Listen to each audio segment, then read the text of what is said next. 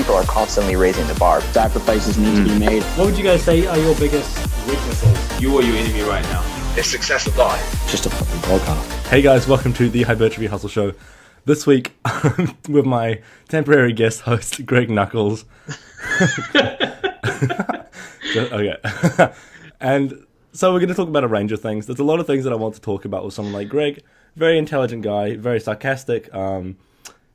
We were just talking off air about his podcast and how some people aren't kind of getting the obvious jokes, which is interesting. But yeah, there's a lot of things I want to talk with Greg about because I think he's done some very... I mean, the thing is, me and Eric Trexler both have a very particular sense of humor.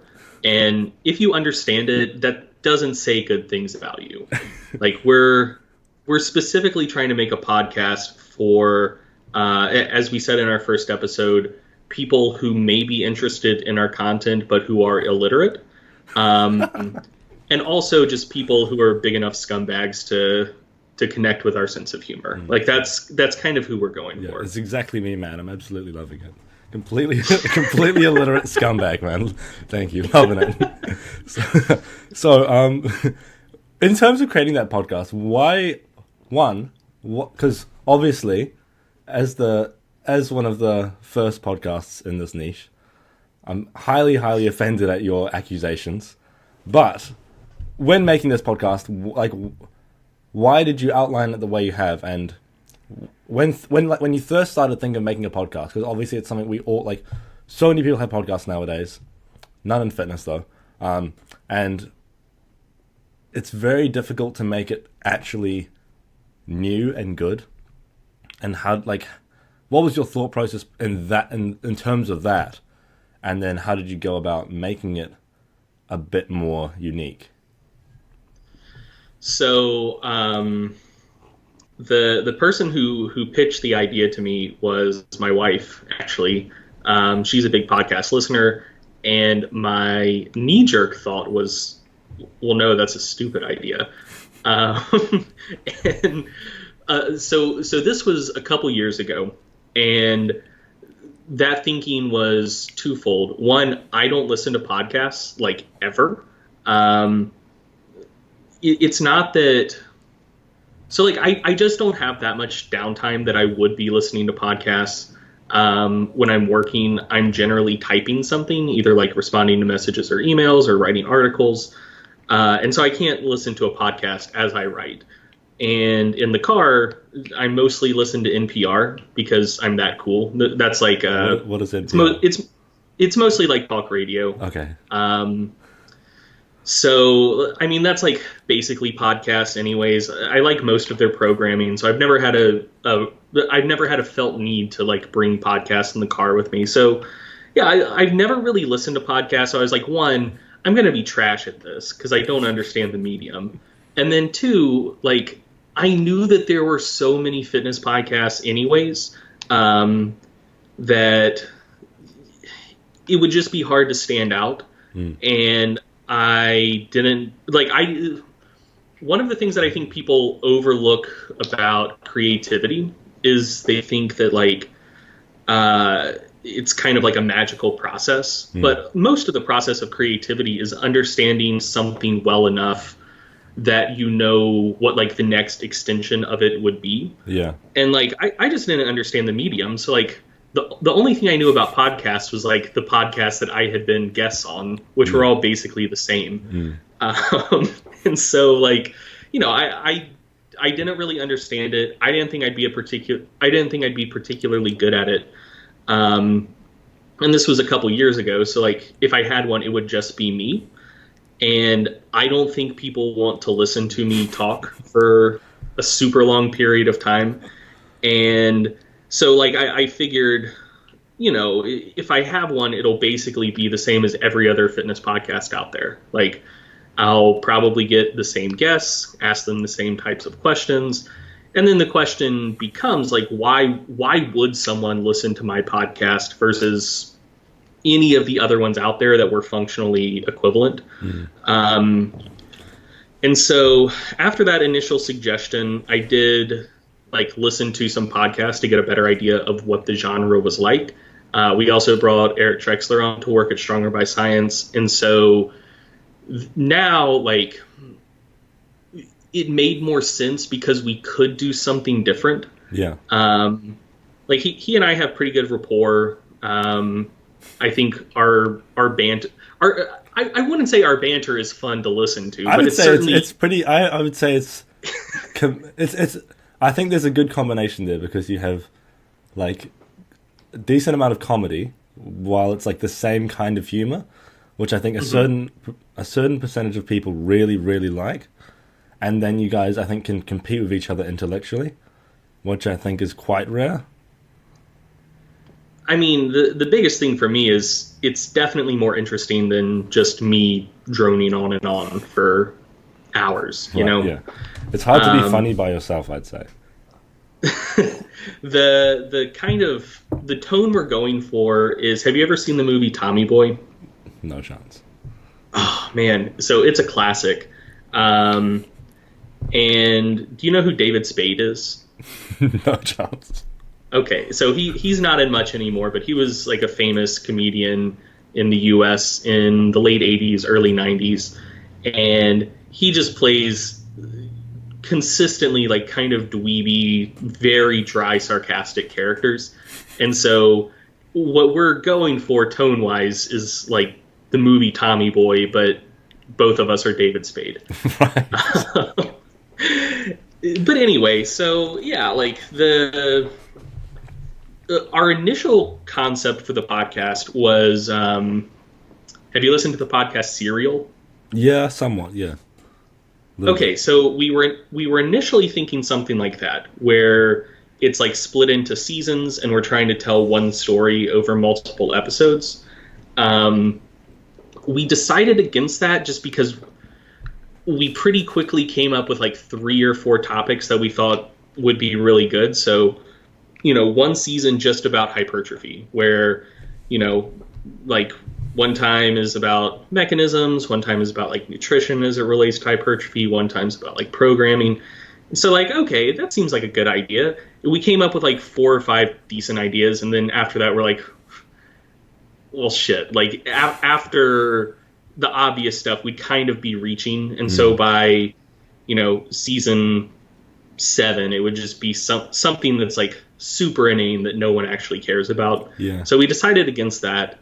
And kind of like you led with, what we wanted was not necessarily like a brand new format, but something that would be different from the standard fitness podcast, because most of them, you get someone on, you ask them the same questions, the same guests, and it's like, exactly. You either do it better or you do it different. So it's like, yeah.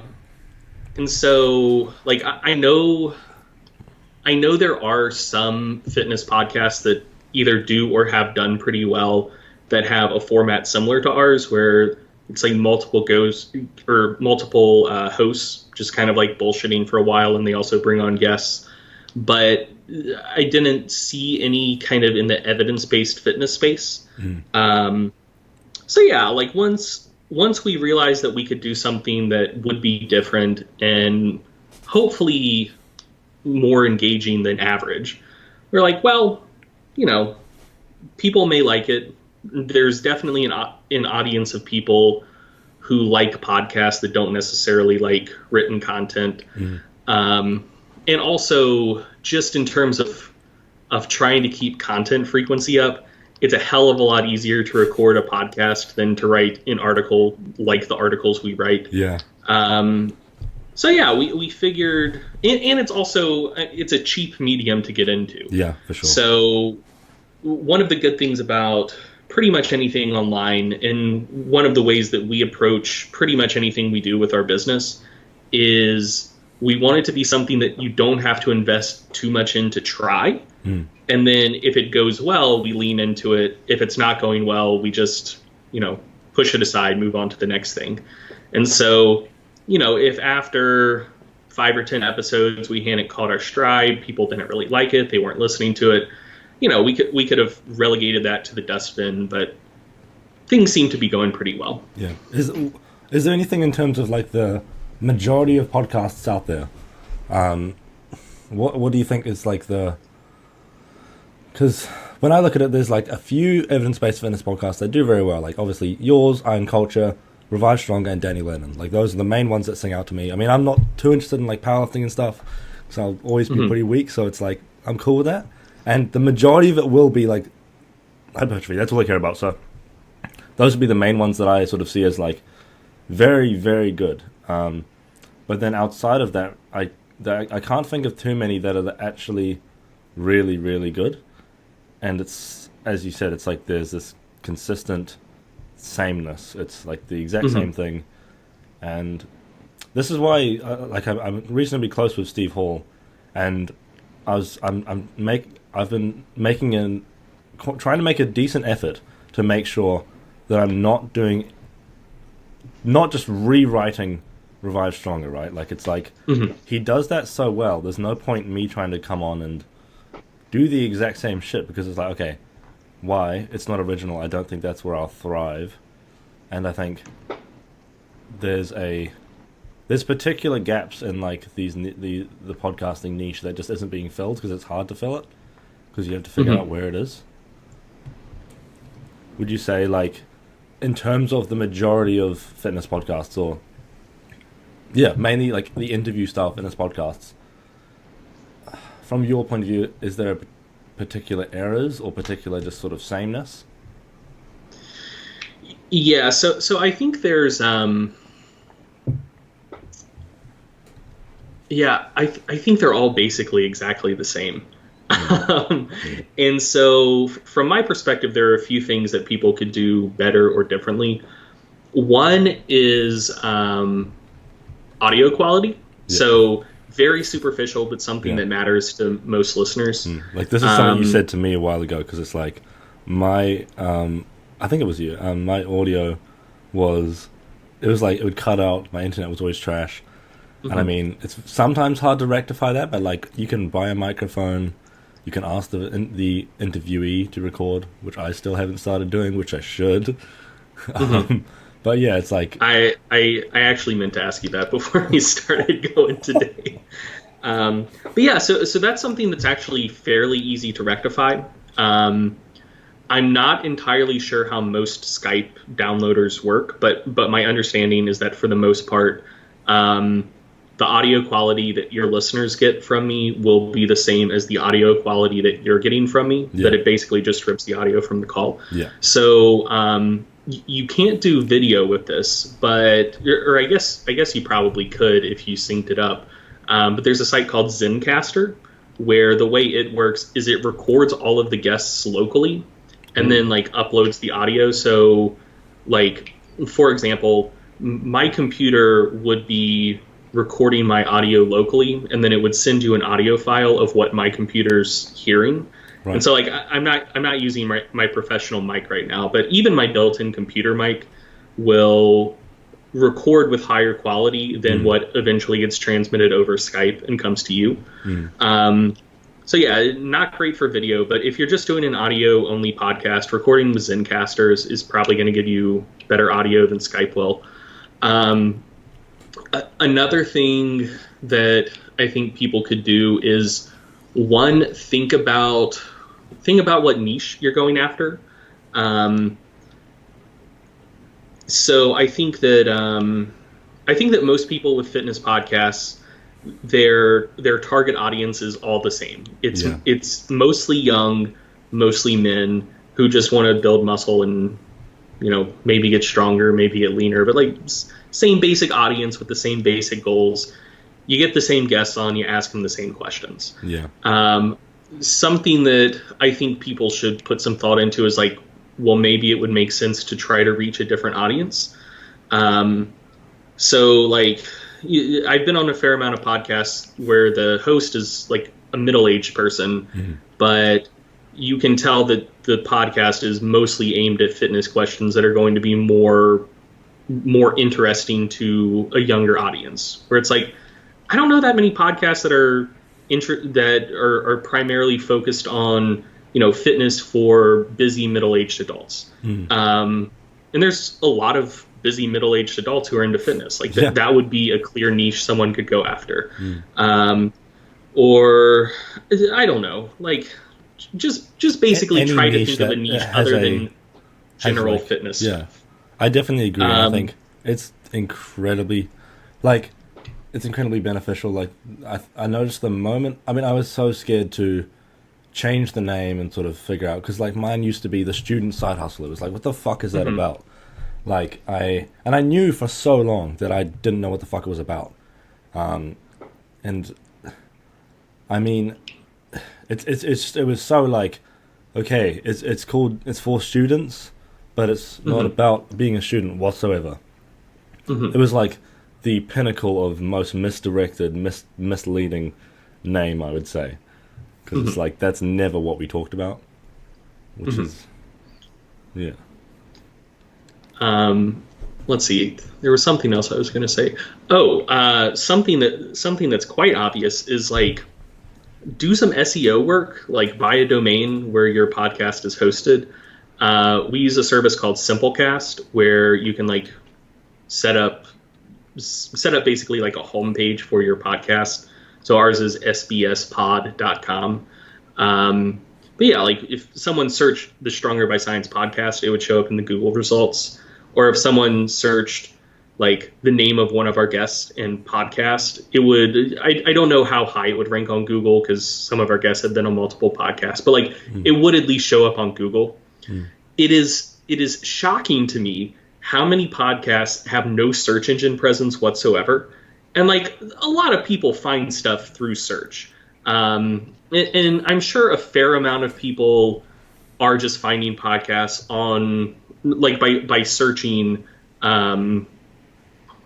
like, you know, in Apple Podcasts or whatever.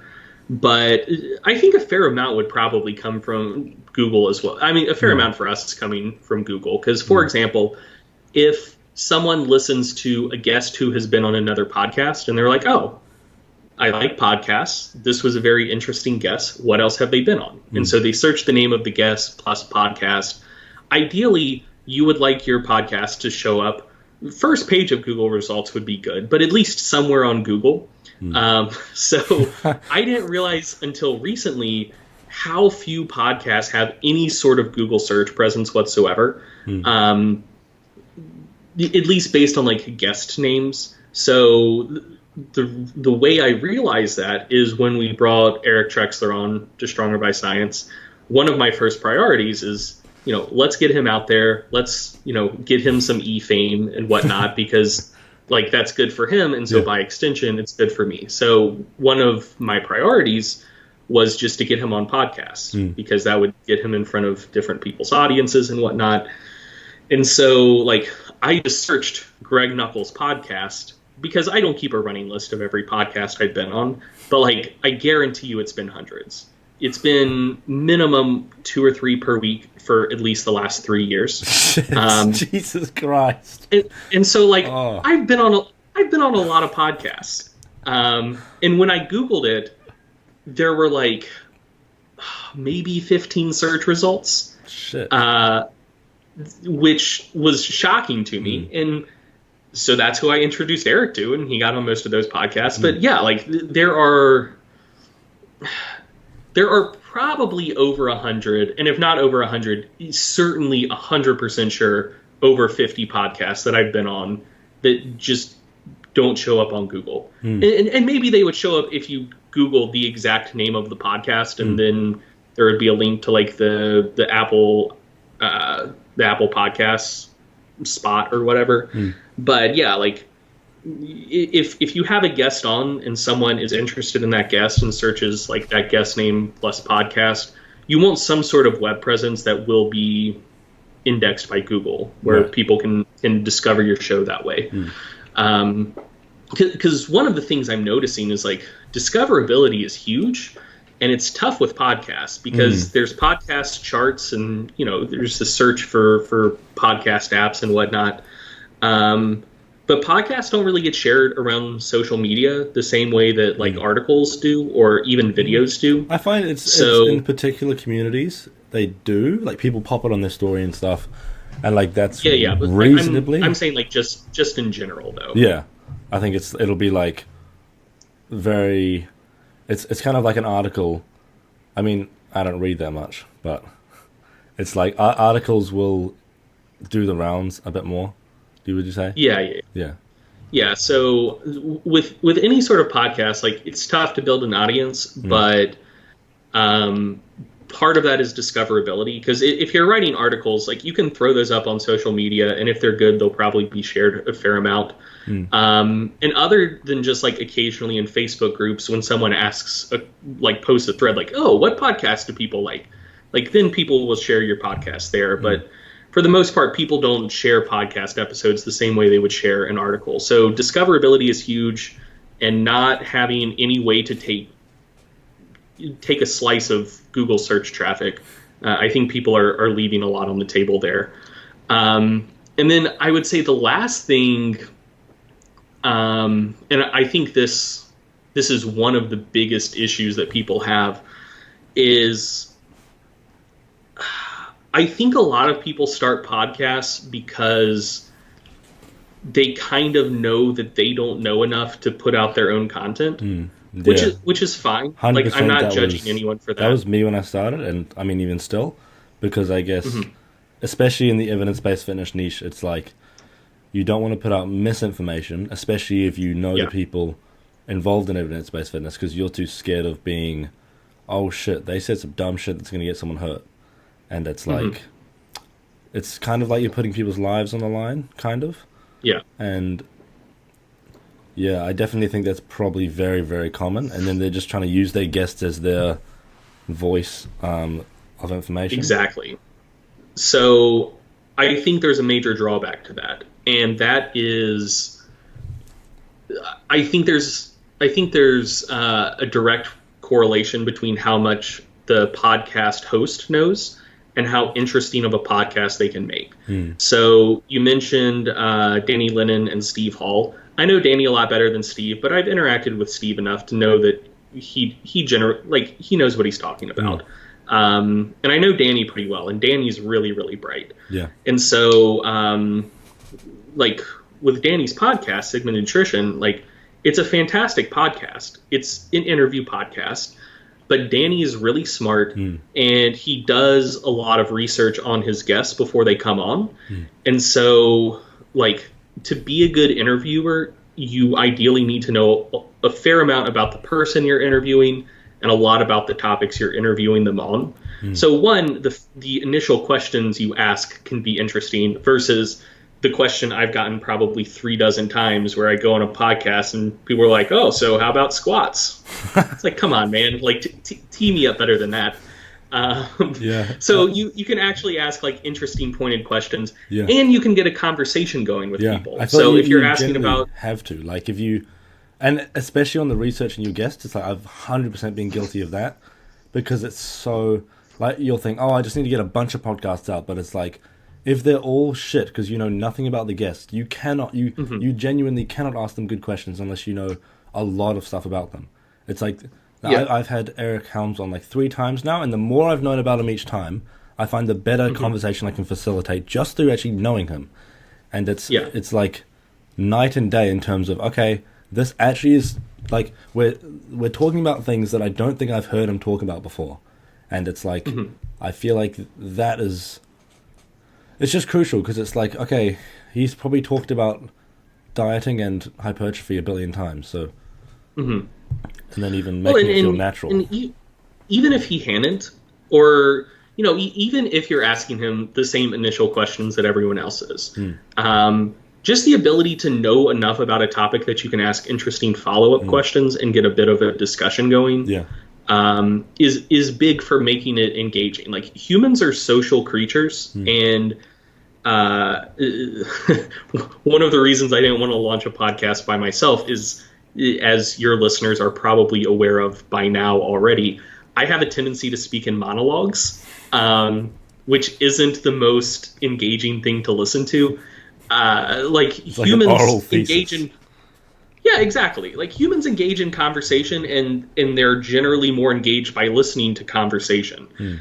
And so, another thing I've experienced dozens, if not hundreds of times, is like someone teased me up with a hard-hitting question like, oh, so how about squats? And I just like ramble about squats for a little bit, pursue a couple different threads, and like obvious follow-up questions there probably. Yeah. And then they're like, but then when I stop talking, there aren't any follow-up questions about squats. It's like, cool. So how about deadlifts?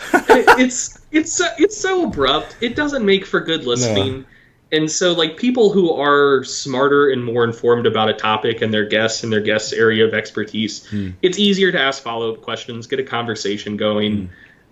Just makes for more engaging listening. Yeah, and I feel like you can really, like, if you actually know, like, I mean, I'm still obviously learning about exercise science. I barely, like, okay, when I'm talking to people like yourself, like Eric, it's like, oh shit, I'm out of my depth. But I can comprehend what you're saying now, and it's like, I mean, when we're talking about podcasting, you know more about that than I do. I'd say I'm generally within my depth, but it's like being able to ask those questions. That's not just like I definitely think that's an issue where it's like, okay, how about squats? Cool. How about deadlifts? But it's like you can ask and even challenge a little bit, but I found it's kind of like when I say if we're talking about squats, and I don't know, I barely squat myself, so it's like I could barely perform a beautiful squat. So, but it's like for me to ask a question that not only is challenging and interesting, but also is like actually my thought process.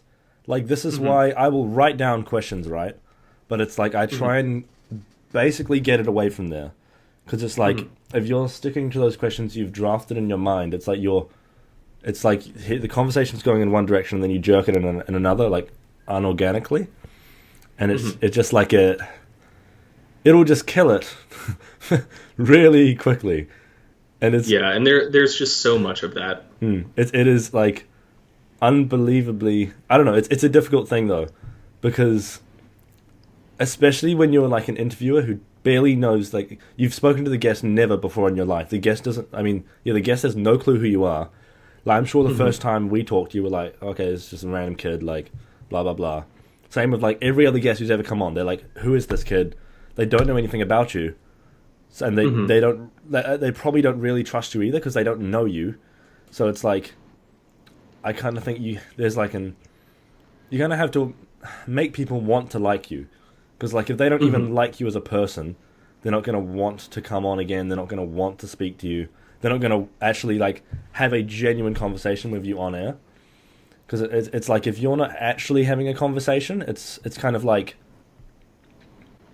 it's like, you know, it's basically an article. It's like a question and answer, like those things you'll see people interviewed online.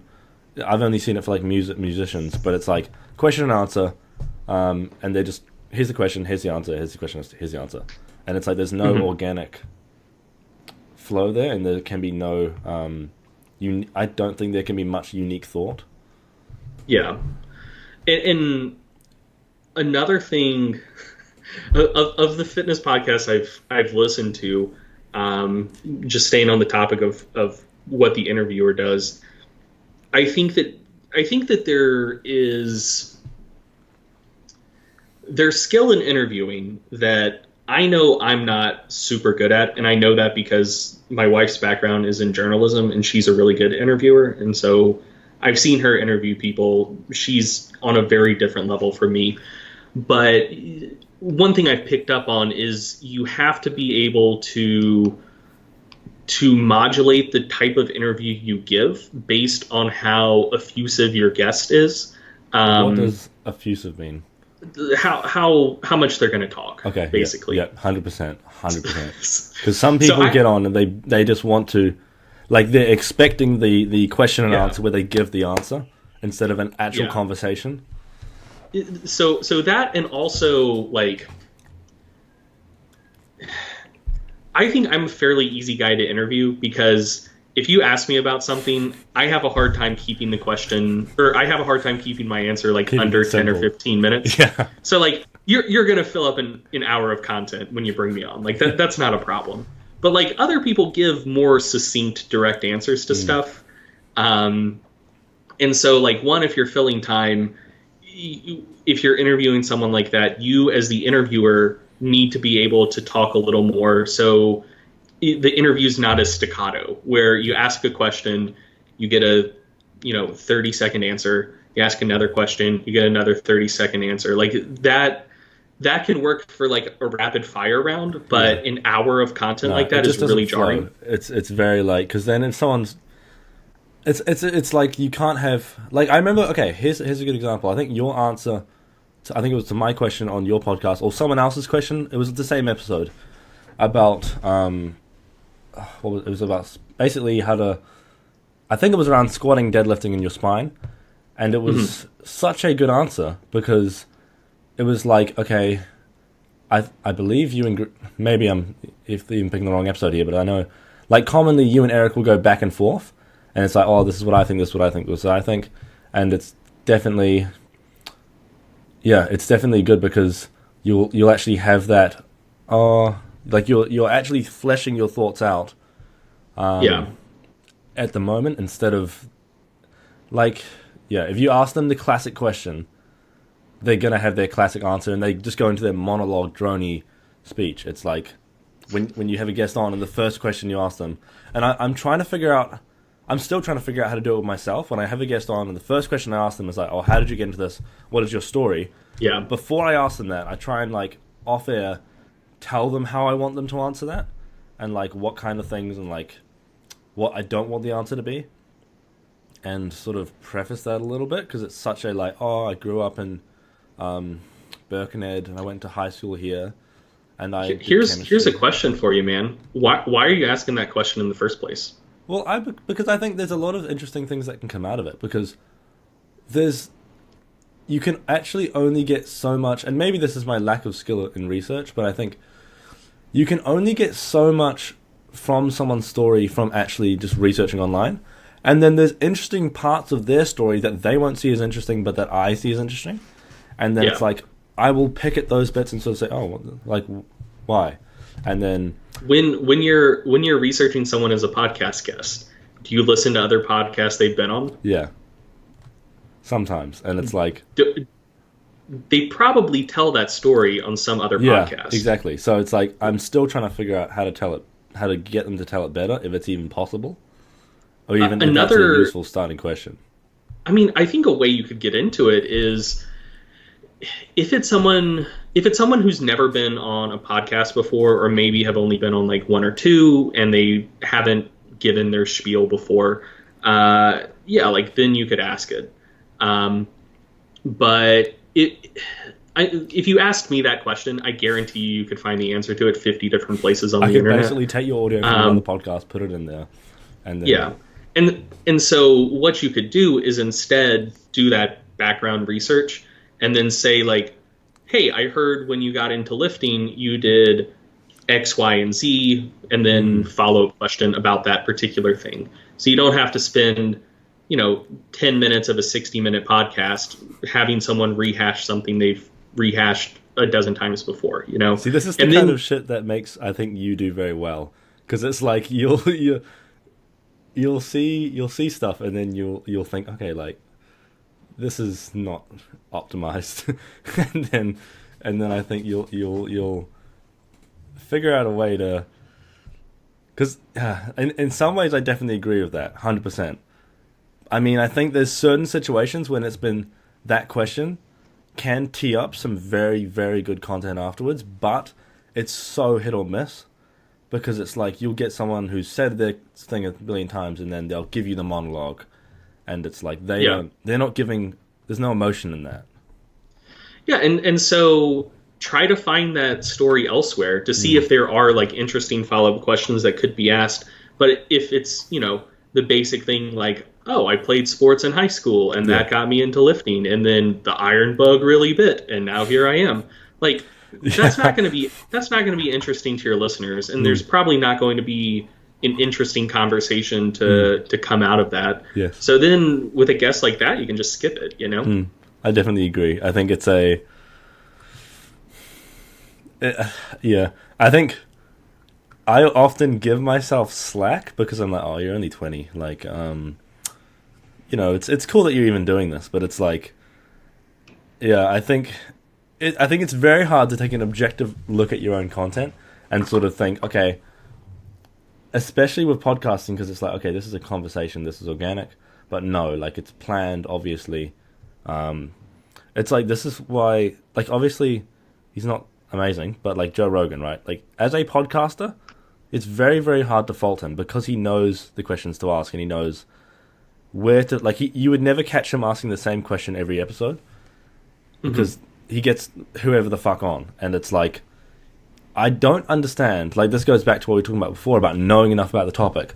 I struggle to understand how he asks good questions while having a mushroom expert on and not knowing jack shit about mushrooms. It's like, that baffles me. So, one, I bet a fair amount of it is research. Like, as easygoing as Joe tends to come across, I mean, podcasting is his livelihood. As successful as his podcast has been, I guarantee you he does a considerable amount of research on his guests before they come on. One thing I would say as well is, I think the types of questions you ask people and just how much biographical information is necessary probably depends on where you're expecting to acquire readers or listeners from. So for in I don't know how big your audience is, but if Millions. someone do what? Millions? Yeah, massive. Hell yeah. So for example, if you're someone like yourself who has a listenership in the millions, probably only a very, very small percentage of your audience has ever heard of me because I don't have millions of followers. The math checks out. So in a situation like that, maybe you would want to get biographical information from me just as a way to introduce me to your audience. Or like you might want to give them biographical information about me before I come on, so your millions of listeners could think like, why should I give a shit about this guy? And then you answer that question for them. If it's like a smaller fitness podcast or like a smaller podcast in general, the majority of the listeners are probably going to come from the audiences of the guests. And I think that's most, like 99% of most people's strategy. I think it's very hard to get past that stage because it's like you, especially if you have nothing else driving to your podcast, like if you have no other medium, it's like, okay, basically, and I think you said this to me a while ago, is like you're expecting growth from the guest's audience, basically, and it's like to get. I think I'm slowly separating from that, but it's like you're having to. It's like if the guest doesn't share it, then you'll get 0 views. So it's like, and I'm glad now that for me that's not the case, which is great. But it's like very cool. Yeah, it's like the coolest thing ever. But it's like being congrats, dude. Yeah, it's like being in that situation is like, okay, you need to figure out how many people are actually listening because of you, and does anyone give a shit who you are? Or, you know, what you have to say. And it's... it's like, if you're not a good interviewer or you don't inject your personality into it, then they won't ever. So... Yeah, and so, like, just to finish that last thought, if it's a situation where most people are going to be listening for the guest and it's not, like, your own dedicated podcast audience, I think you can just skip the biographical shit altogether because, you know... 80% of the listeners are going to be your guest audience. They know that information anyways. You're basically giving them 10 minutes of dead air to start the podcast where they're going to be skipping ahead a minute at a time to try to find, you know, when a question finally gets asked that's not, you know, tell your life story that I've heard a dozen times before. This is why with people like Mike, like Israel, like yourself, like Eric, it's like I try and skip it as much as possible because it's like people have obviously heard that. And then it's like, if I have a guest like you know, Alex, I'm sure you know Alex Scolari-Turner, that guy, like sort of give some preface to him, and then, or like anyone who's sort of, like I had some Eric's PhD students on recently, and it's like people won't know them, which is cool. And it's like sort of little background about yourself, like what do you do? What do you care about? Blah, blah, blah. and I think that's where it's very useful. Yeah, but I think podcasting is on the surface it seems like, okay, cool, like I just sit down, talk to this guy for an hour, but it's like you can easily make it shite, and it's like, yeah, it's I think it's one of the hardest things to do incredibly well because you're kind of on the spot. And like I remember when I first started this, I was like, shit, I was the most awkward dude. Like I could not talk to most people.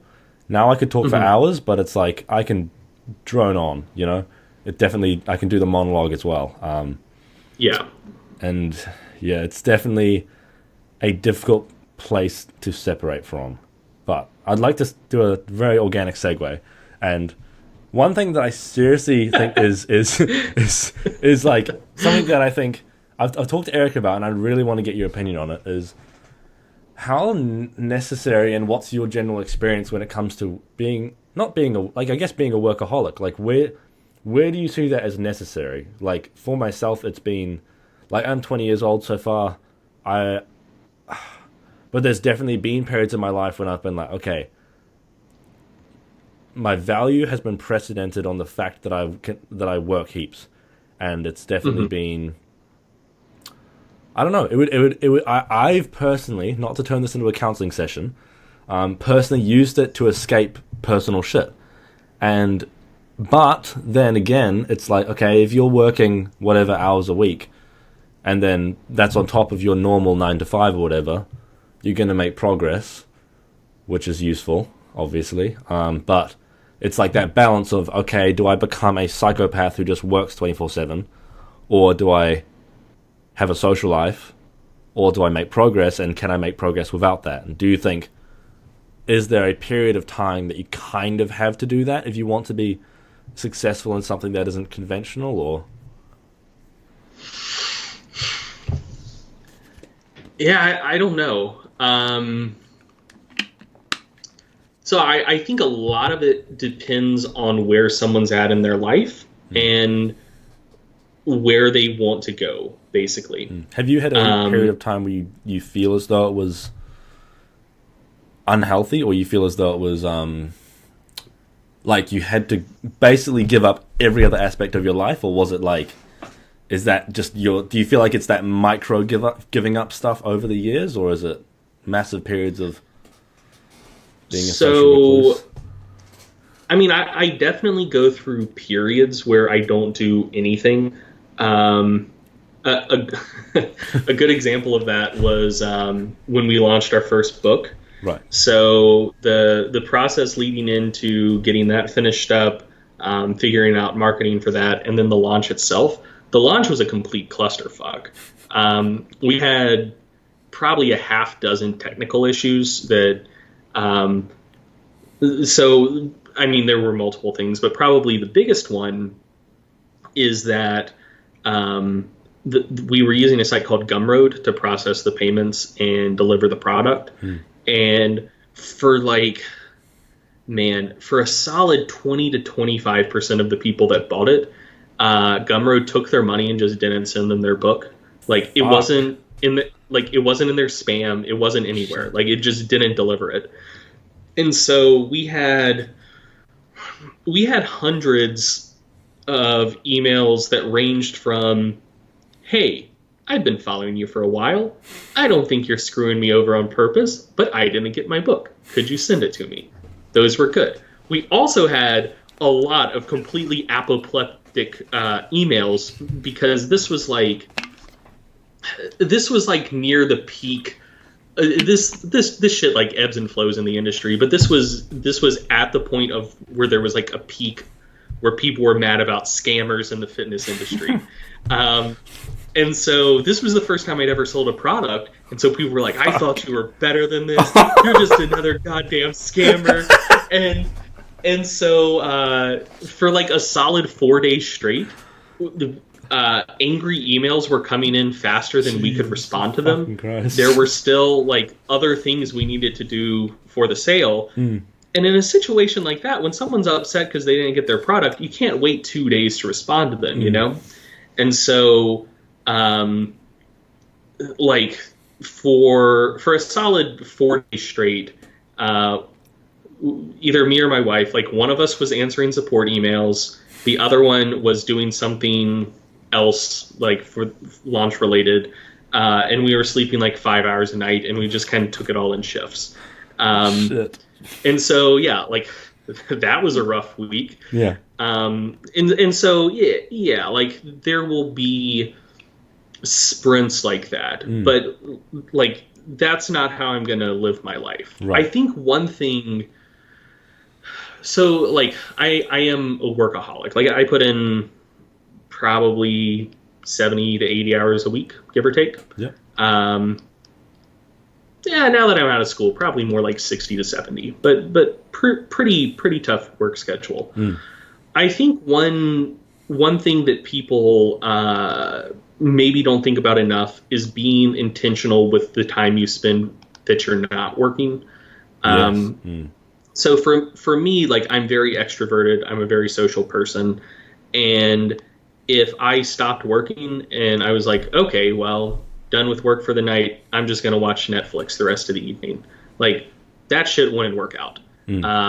Because I need more personal interaction than that. Yeah. So I've made a point of, like, setting up weekly events that, like, I have friends that I do stuff with. And occasionally, like, doing those things will mean that maybe I sleep less on a given night when I do have a particularly large amount of work to do.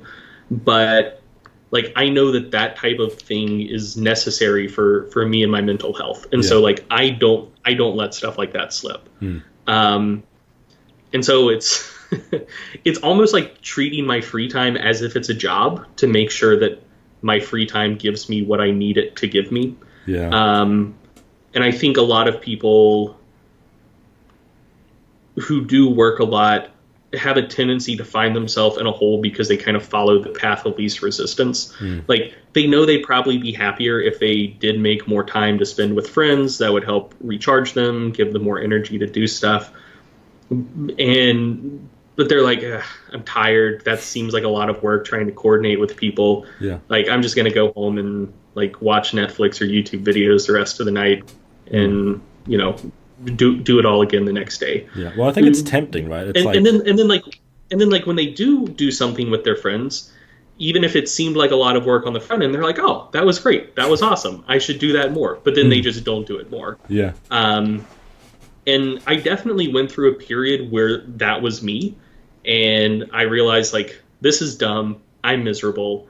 Like I'm going to make it as much of a priority as my work to figure out ways that I can be social and be around people. And my life is a lot better for it.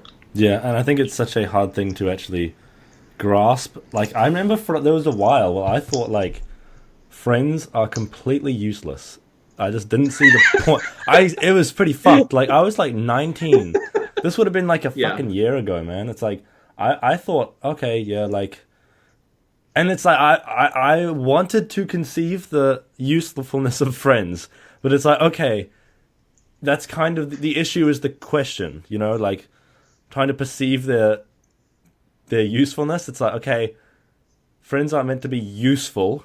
It's like, and I mean, I'm still even trying to, it's like, I mean, I can 100% understand that wants to like, okay, I'll just work 24/7 and then I'll sleep and that'll be my rest time, or like going to the gym will be my fun rest time. But it's like, I think it's something that I think someone like Gary Vee is interesting, because it's like I can't tell if he facilitates this mindset or if kind of he doesn't, and it's like I don't know, it's such a hard balance, because it's like, okay, you want to do something that's unique and obviously competitive and hard to get into. Like, to be a top fitness podcaster, you need to be a top fitness podcaster. And like, what do? They do this very, very, very well all the time, and they have the best guests on, and it's like, how do you compete? Put out shit tons of podcasts with good guests, work as much as you can. And that applies for any niche. And it's like, then I think friends are one of the first things to get sacrificed, because you're like, oh, well, you can't actually see your mental health, but it's like we talk about it so much nowadays, but people still like just drastically ignore it. And it's like, I feel like in the evidence-based online creator space, it's like we're very quick to, like, very quickly all our friends will move online. And I don't know if that's necessarily a bad thing, but I think it's like there's something different about, like, what I've been doing recently. My best friend Aria, we've gone for walks with a dog. Like, she walks dogs for like $20 or whatever, and we'll take like a few dogs out, go for a walk in nature, and it's like seriously nothing competes to that. It's like you're with your favorite person in the world, you just chat, and then you walk a dog. It's like that. Yeah, it's so hard to beat something like that in terms of and it's like you can't put a value on it. Like, you can't be like, oh, that will pay dividends in 10 years, you know? Like, this is really going to be beneficial for my business. It's just like the necessary. I think it's also, I think it's really good to have real life friends who do something that's very different from you. Because I think that one area where people get hung up is it's easy to lose track of, like, just how trivial some of the stuff is. Like, dude, I see some people, and like this was me when I was like 19, 20, who, like, they will sink days into an argument about some shit on Facebook. And they're treating it as if it's like the most important thing in their life, and it's like, if you don't get the upper hand and take down this charlatan, the world's gonna end.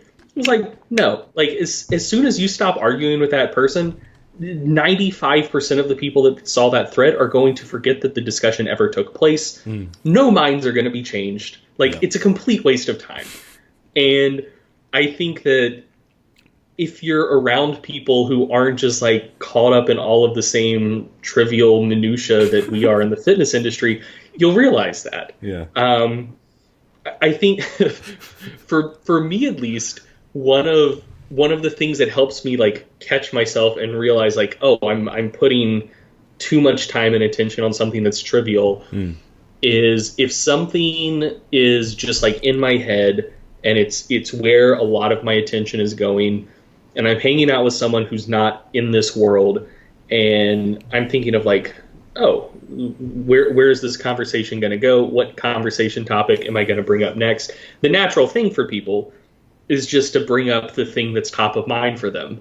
And if I'm about to bring up what's top of mind for me, and I catch myself and realize, like, oh, this is stupid shit. Like, this person who knows me and cares about me is not going to give a single fuck about this thing that I've been treating as if it's super important. That makes me realize, like, yeah, I probably need to stop worrying about this and find something that's going to be a better use of my time and attention. Yeah, it's very hard to get. It's like, okay, as much as I am, like, just in love with lifting, hypertrophy, etc., my friends don't give two fucks. They don't care. And it's like, it's like unfathomable for me for someone to not like hypertrophy, but it's like, okay, that's something you have to realize, and you have to be like, okay, yeah, like, they like you as a person, but they don't care about hypertrophy. And yeah, it's I don't know, it's like you have to learn how to give a fuck about other topics sometimes. It's like, as much as you want to just talk about hypertrophy, it's like most people don't care about it at all. And even, like, I think it's interesting for someone like myself. It's like sometimes I would feel as though, okay, the podcast, right? Like, that's me being social. But, like, is it though? It's like, it's kind of business. Like, I'm there to talk. I'm there to interview. It's not a purely social thing. Obviously, I'm talking to a human being, which is good. Yeah. But it's like, I think it's easy to substitute that for that. And just let it. Yeah, no, I feel you. Do you feel like there's... So, would you say, in general, for someone to achieve in this sort of stuff, like, do you feel as though we have to... Like, what degree of that chronic, like, workaholism, is not okay, but like, what degree of that do you think, like, how, okay, I'm trying to think of how to phrase this question. In terms of the people... I think I know what you're getting at. Yeah, like, how, is this needed? Is it just an addiction, or was it, like... For at least a short period of time, I think it is kind of needed. I think business is a lot like training, though, where it takes a lot of time and effort to build strength, build muscle, but it takes considerably less time and effort to maintain it. And so, like, obviously, it depends on what type of business you have. If you're a personal trainer, then your income is predicated on working long hours. Yeah. Like, you know, you don't get paid for the sessions you don't do with clients, you know? Yeah. You can't schedule those ahead of time. Yeah. If it's a business, like a content-based business, like more similar to mine, like I do still do coaching, but that's not the main thing I do anymore. It's a lot of it is just a game of like audience and attention. And it's hard to build an audience. It's hard to get your stuff in front of people. It's hard to put together the systems to like lock down a reader or listener or viewer or whatever once they stumble across your stuff in the first place. It's hard developing your craft, like getting better at interviewing, getting better at writing. I assume getting better at making videos. That's something I'm still horrible at and just don't do. But like it takes a long time to get good and to get an audience in the first place.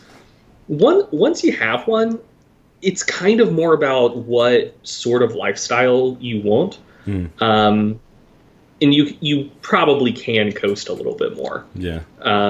I definitely think it's like you go through these periods of, like, basically what I'll do is I'll try and record a shit ton of interviews in my uni breaks and then release them pretty sparingly throughout the uni semester. And I'll try and actually record a few interviews throughout then.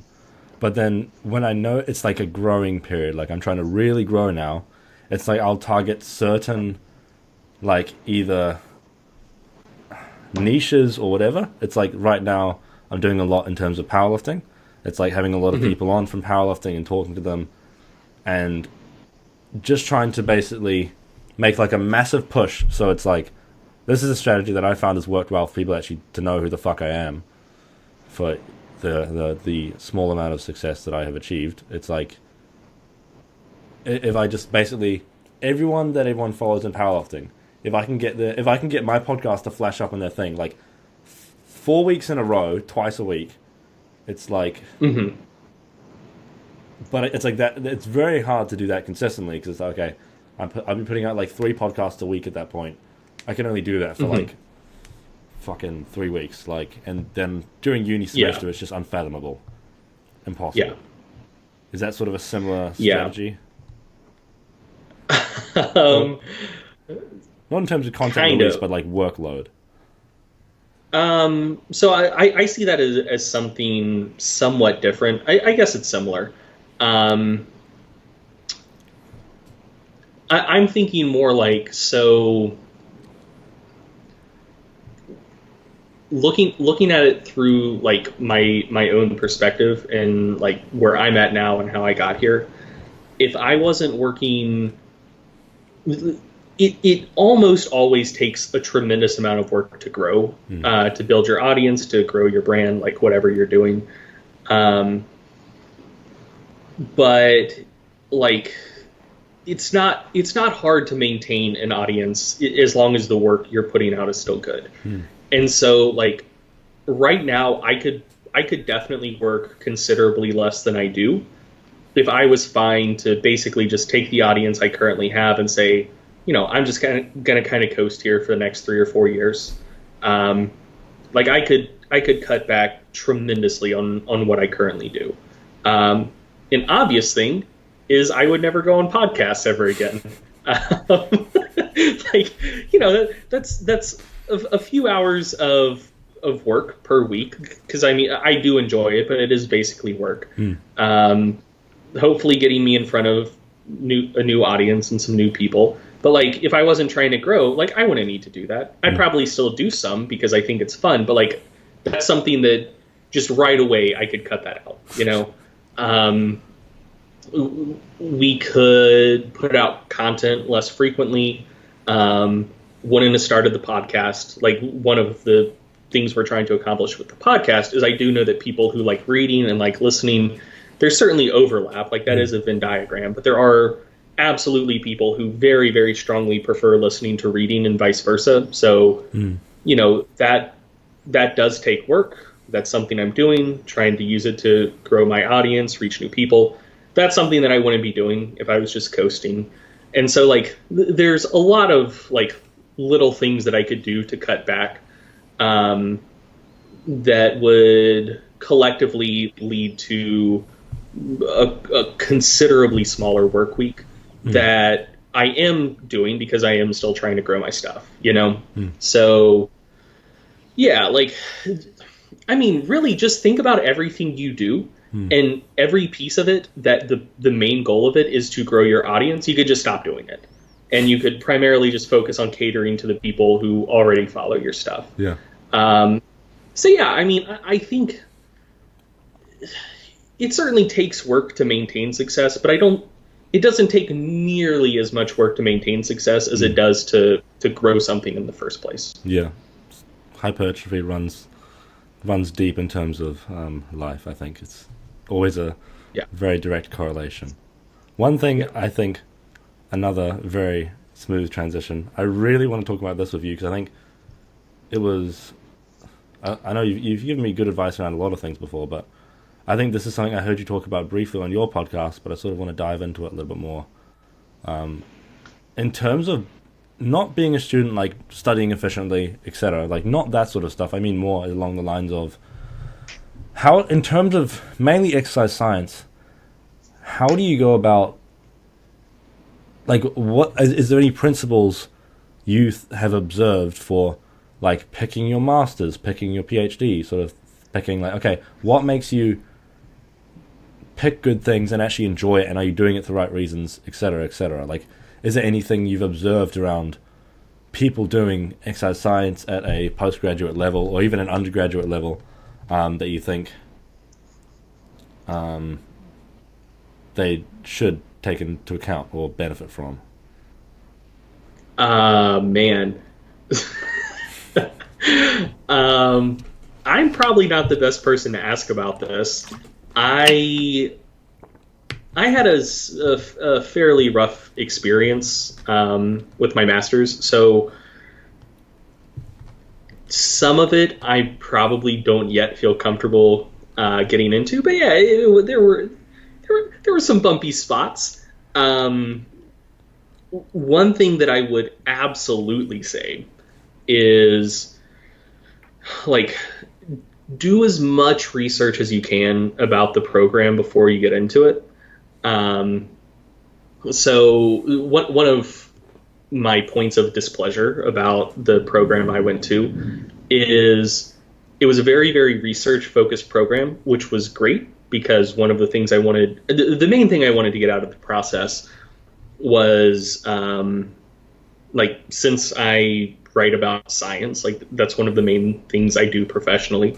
I know that there's a difference between, like, book knowledge and experiential knowledge. And so, like, I understood how the scientific process worked, but I had never actually, been in a lab collecting prospective data before. And so I wanted to be able to get in there, get my hands dirty, like, get a better idea of how the process does actually, like, functionally work, just to give me more perspective and a better understanding of what I write about, So that was the main thing I wanted to get out of it. That part of it was good.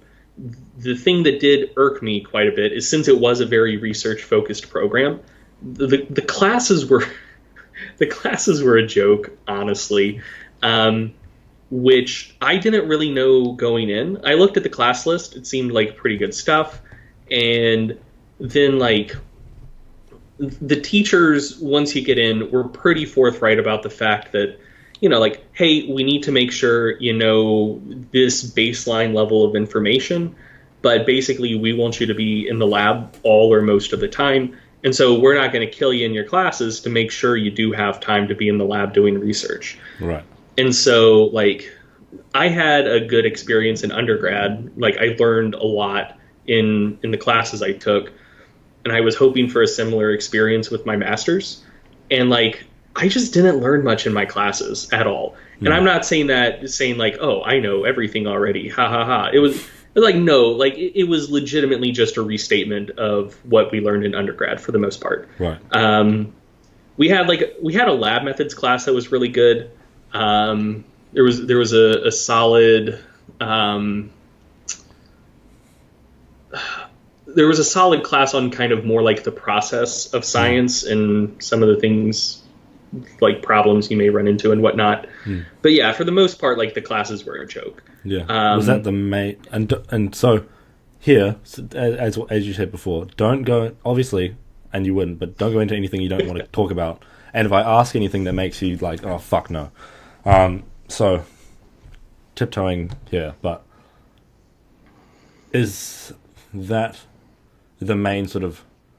Would you say that's a lesson you've learned from it, or sort of, or that was my second biggest complaint with the program. Right. My biggest one is one that I don't think I necessarily would like to talk about yet. Yes.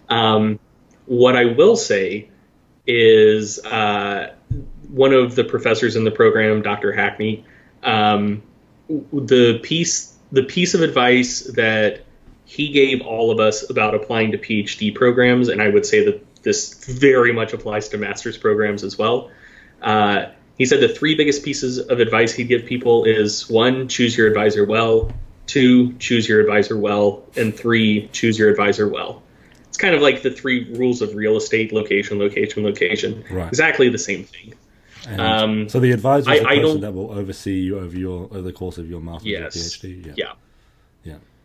And I think that's the biggest thing. Like, if you have a good advisor, it's going to be a good process. Like, it's probably still going to be like a challenging process. And if either your advisor isn't good or you just really don't mesh with them, it's going to be a lot more trying.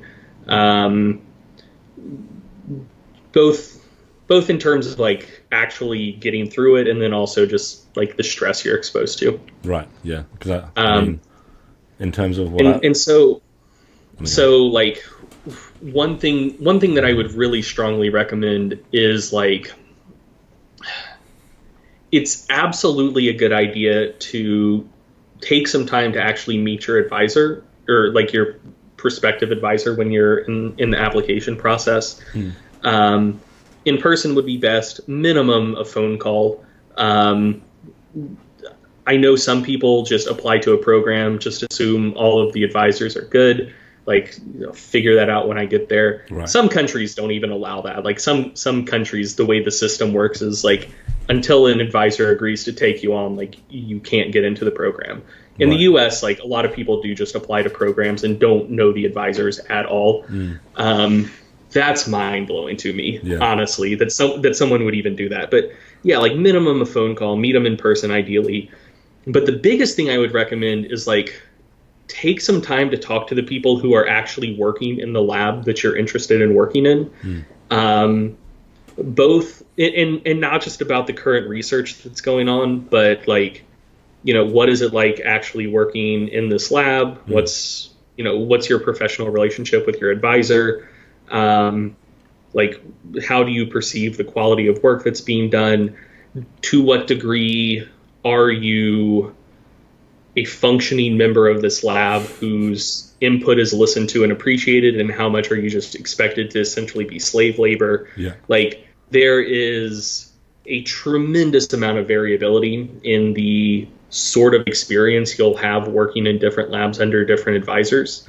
And during the application process, it's different for a PhD, because generally your advisor is going to be funding, or at least helping to fund your PhD. But for master's students, like, you are essentially slave labor. And so it's generally in your advisor's best interest to have master's students working under them. And so during the application process, it can be a scenario where the advisor is like trying to sell themselves and the program to you, and then you get in the lab and it's very different from what you expected. Right. So you want to talk to the people doing the masters that are not the supervisors, the advisors. Yeah. Take some time to meet and chat with the people on the inside. Right. And sort of get the... And let them know that you're not a fucking snitch.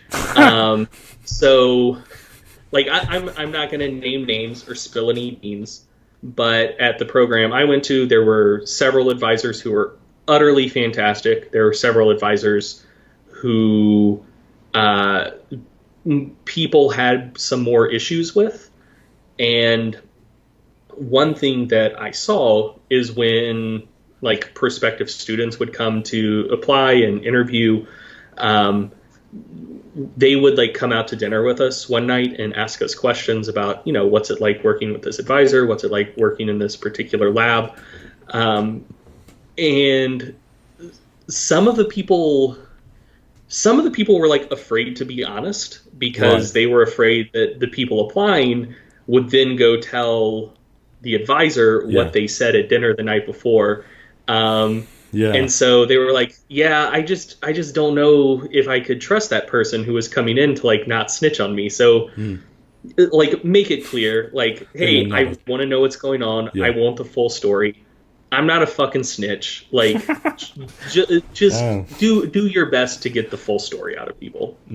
I think that's advice that I've probably never heard before, but I think it's probably incredibly crucial because it's like we always think, okay, pick something you like. Make sure you're passionate about it, and then it's like, don't be a fucking. Make sure they know you're not a snitch.